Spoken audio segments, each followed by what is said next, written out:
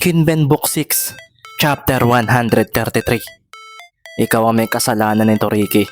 Sabi pa nga ni Kyle sa kanyang sarili nang lampasan si Mendez na nakatalikod sa kanya.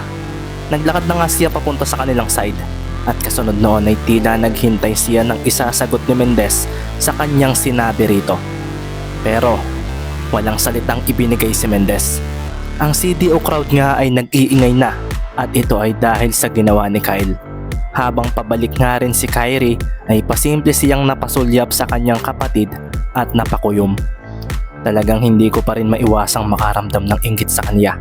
Mapupunta na ako sa national team sa sunod, pero bakit dapat ko pa itong maramdaman? Tanong nga ni Kyrie sa kanyang sarili at sumagi rin sa isip niya ang nangyari noong laban nila sa Davao. Pasimpleng kinatok ni Kyrie ang kanyang noo at napatingin na lang sa kanyang babantayan na si Romero. Huwag natin silang paiskurin. Huwag nating ibigay sa kanila ang momentum ng labang ito. Bulalas pa nga ni Kyle na ikinaseryoso ni Kyrie. Malakas na oo naman ang tugon ng tatlo niyang mga kasamahan. Dito na nga rin nagsidatingan ng mga players ng kalaban. Makikita ngang si Mendez ang may dala ng bola na sinasabayan din ng defense chants ng mga taga-CDO. Sa pagdating nga ni Mendez sa tapat ni Digma ay agad niyang hinanap kung nasaan si Kyle. Malayo ito kung kaya bumigla siya ng atras at biglang pagyuko sa depensa ni Digma. Ang duck and move niya. Sabi nga ni Digma na mabilis na humabol. Ang kanyang mga paa ay tumalon at sa paglampas niya kay Mendez ay biglang hinila naman ito ang dribbling nito. Pinatalbog nga ni Mendez ang bola pakaliwa at pakanan. Isang mabilis sa pagtalikod nga rin ang ginawa ni Ricky at sa pagdikit ni Digma ay doon na nga niya ito pinihitan. Isang spin move crossover ang ginawa ni Ricky Mendez at sa pagharap niya ay siya naman agad niyang pagpasa ng bola kay Ibanez. Tama ang kanyang prediksyon na lalabas si Kyle Lastimosa, kaso napaseryoso rin siya dahil alam din ni Kyle na ito ang kanyang gagawin. Naagaw nito ang bola nang sa direksyon na Ibanez ito umabante. Dito tumama ang bola at dito na nga napangiti si Kyle nang patalbugin niya ito. Nabasa niya ang gagawin ko, sabi nga ni Mendez at nangahabol siya ay bumangga naman siya kay Digma na hindi umalis sa pwesto nito. Kasunod nga noon ay ang pagwawala ng crowd at sa paghabol ni Ibanez kay Kyle Lastimosa ay agad na huminto ng biglaan ang ball handler na ikinalampas ng manlalaro ng kalaban. Sa pagbalik nga ni Carlo ay doon na nga sumagi sa kanya ang kanang braso ni Kyle Lastimosa. Umabante ito. Nilampasan niya si Ibanez at doon na nga napilitan si Maki na iwanan si Kyrie. Dumiretso nga si Maki kay Kyle at sa pagtatama ng tingin na nilang dalawa ay doon na nga napangiti si Lastimosa nang hawakan na ng kaliwang kamay niya ang bola.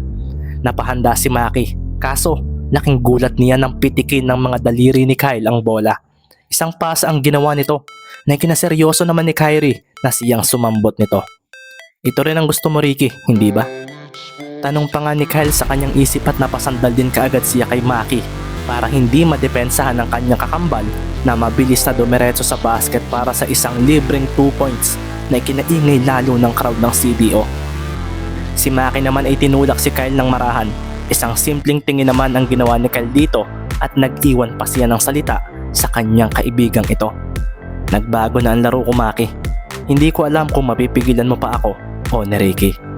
Team game ito, kaya kami pa rin ang may chance na manalo sa dulo. Sagot naman ni Maki na napakuyom sa pagkibit balikat ni Kyle. Alam nga niyang nagbago na ito sa paglalaro dahil hindi niya inaasahang ipapasa nito ang bola kay Kyrie sa sitwasyon nila kanina. Kung sa dati raw ay baka raw dinakdakan na siya nito. Si Coach Isaiah naman ay napatingin sa kanyang mga players sa loob ng court. Napatingin din siya sa oras at napaisip kung tatawag na ba raw siya ng timeout. Seryoso rin niyang pinagmasdan si Ricky. Nakita niya ang mga errors nito, lalo na ang ginawang paghuli ni Kyle Lastimosa rito, pero sa kabila noon, kalmado pa rin ang batang ito. Sabi nga ni Isaiah na marahang napakuyom. Hindi pa raw siguro oras para tumawag ng timeout dahil ang kanyang ace player ay okay pa rin. Sinambot na nga ni Mendez ang bola at habang pinapatalbog niya ito ay napatingin siya kay Kyle na nakatabi na kaagad kay Ibanez. Pareho lang kami ng gustong mangyari. Napangiti si Ricky at nang makita ito ni Digma ay napaseryoso siya sa ekspresyong ito nito. Inisip nga ni Digma na hindi alerto si Mendez kung kaya binigla niya ito ng abante at pinalo ang bola. Kaso kung mawala ang bola at dumiretso ito kay Magbuo. Kung ganoon, sabi nga ni Ricky sa sarili na bumigla ng takbo para humabo lalo si Digma. Pasimple nga rin siyang inoobserbahan ni Kyle mula sa malayo. Si Marlo naman ay mabilis na inatrasan si Dilima. Napangiti ka agad ang sentro ng CDO. Sa pagtama ng siko sa kanya ni Magbuo ay dito na nga niya ito tinigasan ng katawan. Sa pagkakataong iyon naman ay bumigla si Marlo ng pihit ng paa habang hawak ang bola. Isang mabilis sa pag-atras naman ang ginawa ni Dilima at sa pagharap niya kay Magbuo ay dito na nga sila nagkatinginan. Alam ni Dilima na gagawin ito ang dream shake kung kaya lumayo siya bigla. Si Marlo naman ay napaseryoso pero dahil sa espasyong nakuha niya ay doon na nga siya tumalon. Isang jump shot ang kanyang ginawa. Kaso sinupalpal siya ni Perena na biglang lumitaw sa kanyang tabi. Kasunod nga noon ay ang pagngiti ni Dilima. Ang bola naman ay nasalo ni Kyle. Sa pagharap niya ay bigla na lang siyang napangiti nang si Mendez ay biglang lumitaw. Mabilis nga niyang iniiwas ang bola rito at medyo napaseryoso siya nang walang reaksyon itong ginawa ni Mendez. Hindi nga ito sumubok ng steal dahil nga roon ay doon na nga mabilis na nagpunta si Kyle sa side nila at pasimple rin niyang inobserbahan ng kanyang mga kakampi. Wala si Ibanez. Sabi nga niya kung kaya tumalo na siya para pakawalan ng bola.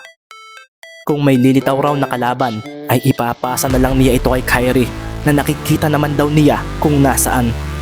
Kaya nga nang inaasahan, bumigla si Ibanez ang litaw at dito na nga niya mabilis na ipinasa ang bola kay Kyrie na nasa hindi kalayuan.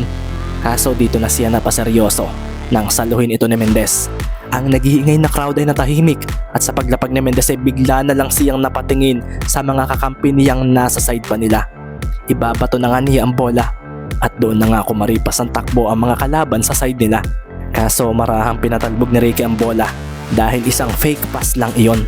Marahan nga napangiti si Maki nang makita ang ginawa ni Mendez. Kasunod nga ng pagsandal niya kay Kyrie ay ang bigla niyang pag-ikot dito. Si Digma naman ay hinarangan na si Ricky Mendez na parang tama rin ang tingin ng mata. Hindi raw ito kagaya kanina noong simula ng laban. Si Kyle naman na binabantayan si Ibanez ay napasigaw na nga lang kay Digma. Gusto nga niyang makipagpalitan ng pwesto pero si Carlo na nga ang gumawa nito ng isang screen ang ginawa niya para kay Mendez. Nakita nga ni Carlo na sumenya si Ricky sa kanya at mukhang iisa lang daw sila ng gusto ni Kyle Lastimosa. Sa pagkuha nga ni Carlo kay Digma ay siya naman pagtatapatan ni na Kyle at Mendez. Doon na nga nagwala ang crowd. Napangiti nga ng maraan si Kyle kaso napaseryoso siya ng pakawala ni Mendez ang bola. Ipinasa agad ito papunta kay Carlo Ibanez. Dito na nga makikita ang pagsandal nito kay Digma. Inatrasan nga ni Carlo ito at pagkatapos noon ay binigyan niya ito ng isang turnaround jump shot. Pinakawalan nga ni Carlo ang bola at si Digma ay napaseryoso na lang dahil hindi niya iyon naabutan. Ang bola nga ay umarko at sa pagtama nito sa bakal ng ring sa unahan ay siya ring pagtalbog nito papunta sa butas noon. Napakuyom na nga lang si Carlo nang makapunto siya at napatingin kay Ricky dahil sa simpleng setup na iyon. Akala ko makikipagsapayan ka na sa akin ah. Biglang wika nga ni Kyle kay Ricky na kalmadong naglalakad. Hindi naman sumagot si Ricky. Humanda na lang siya basta sa depensa at iniwan si Kyle na marahang napakuyom. Suplado style ka ah. Sabi nga ni Kyle na napatingin kay Digma para hingiin ang bola. Sa CDO na nga ang possession at nagwawala nga ang crowd dahil si Kyle Lastimosa ang nagtawid dito sa gitna. Si Carlo naman ay agad na napahanda sa pagdepensa rito. Kung ayaw mong makipagsabayan sa akin, ilalampaso ko na lang ang mga kakampi mo. Sabi nga sa sarili ni Kyle. Mabilis nga niyang pinatalbog ang bola at inatake niya ang depensa ni Ibanez. Nilampasan nga niya ito nang bumigla siya ng pagkaliwa. Si Carlo nga ay napakuyom dahil sa bilis ng pangyayari. Sa pag-abante naman ni Kyle ay napaseryoso siya nang lumitaw bigla si Mendez. Akala niya ay dedepensahan siya nito kaso lumampas lang ito. Ha? Anong ginawa ng isang iyon? Bahala ka kung ayaw mo akong pigilan. Sabi na nga lang ni Kyle sa sarili at dumiretso nga siya sa basket. Sa pagdepensa nga sa kanya ni Magbuo ay bumigla siya ng pagtaliko dito at sa pagtingin niya sa kanyang harapan ay nabigla na lang siya nang si Mendez ay narito.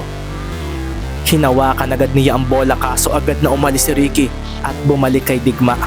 Naputol ang momentum ni Kyle at si Kyrie ay napasigaw rito. Bakit ka huminto? Bulalas nito at sa pagharap ni Kyle sa basket ay dalawang malaking tao na ang nakaharang sa kanya. Si Lee at Magbuo na nakataas ang mga kamay sa kanyang harapan. Dito na nga rin nagkaseryosohan sina Carlo at Maki. Si Kyrie naman at Digma ay napatakbo para sa bola. Si Kyle naman ay napatanong sa sarili kung ano ba raw ang nangyayari. Napaatras nga siya at agad na ipinasa ang bola sa paparating na si Kyrie. Pero bigla niyang naalala ang ginawa ni Mendez kanina na interception. Posible raw iyon na mangyari kung kaya bumigla siya ng talon at sinabayan naman siya ng dalawang big man ng Kalapan. Ang rebound ang kunin mo, bulalas nga ni Kyle kay Kyrie. Napakawalan pa rin nga ni Kyle ang bola kaso mintis nga iyon. Si Kyrie naman ay napakuyom dahil bakit daw hindi sa kanya ipinasa ni Kyle ang bola. Mula naman sa ilalim ng basket ay makikita nga si Ibanez na siya ang dumakot ng bola sa ere at sa paglapag nito ay agad niyang ibinato ito sa side nila. Naroon na nga si Mendez na hinabol kaagad ni Digma. Amin pa rin iyan, bulalas pa nga ni Digma na bumigla ng talon sa bolang paparating. Ang mga manonood nga na taga CDO ay napakuyom na lang at napahanda sa pag-cheer kaso mula sa likuran ni Digma ay sumabay rin si Mendez na sinalok ang bola gamit ang kanyang mga kamay. Ang taas daw ng talon ni Mendez. Sa paglapag nga ni Digma ay agad siyang napaabante dahil si Mendez ang nakasambot pa rin sa bola. Hindi raw niya hahayaang makapuntos ito. Sa paglampas nga niya ay doon na rin siya napaseryoso dahil sa paglapag ni Mendez ay hindi na ito umabante pa. Tumingin lang agad ito sa basket at tumalon ng walang pasabi. Mula nga sa gitna ng court ay pinakawalan niya ang bola na ikinatahimik ng mga manonood. Si Digma nga ay napamura na lang nang pumasok ang bola sa basket. Sina Kyle at Kyrie nga ay napakuyom dahil sa pangyayaring iyon at sina Coach Isaiah naman ay napasigaw at napakuyom ng kamao dahil sa ginawa ni Mendez. Napakuyom nga ang shooting hand ni Mendez sa paglapag niya at sa pagtingin niya kay Digma ay doon na nga siya marahang ngumiti. 7-8 nga naging score matapos iyon at lamang na ng isa ang Kalapan City na ikinatuwa rin ng mga kakampi ni Mendez. Si Kyle Lastimosa naman ay napaseryoso at agad nga siyang lumapit kay Mendez matapos iyon. Bakit hindi ka makipagsabayan sa akin, Ricky? Hindi ba gusto mong maging pinakamagaling? Pareho lang tayo ng gustong mangyari kaya ako ang dapat tinatapatan mo. Seryosong wika nga ni Kyle. Gusto niyang maging magaling din si Ricky pero kasama nito ay ang pagtalo niya rito dahil kagaya lang din ito ng sinabi ni Maki sa kanya dati. Anong sinasabi mo, Sir Kyle? Wika naman ni Mendez sa paglampas niya kay Kyle na binigyan pa niya ng tapik sa balikat. Kung iyan ang gusto mo mangyari, mukhang magkaiba tayo ng paraan para maging pinakamagaling. Seryosong wika nga ni Mendez at doon na nga siya marahang napangiti. Alam niyang hindi lang sa pagtalo ng mga magagaling na players na susukat ang pagiging magaling na manlalaro. Para sa kanya, nasusukat din ito sa kung paano niya i-handle ang mga sitwasyong hindi niya kayang makipagsabayan sa mga magagaling na player ng team sa mga oras na ito. Naiwang napatingin si Kyle sa malayo. Kasunod din noon ay ang paghinga niya ng malalim. Kakaiba ka talagang mag-isip, Mendez. Akala ko, mababasa ko na ang mga galaw mo. Pero mukhang hindi iyon magiging madali. Lalo't simula pa lang ng laro. Sabi na nga lang ni Kyle sa kanyang sarili na marahang nagising sa katotohanan hindi ang pagtalo kay Mendez sa labang ito ang dapat niyang gawin.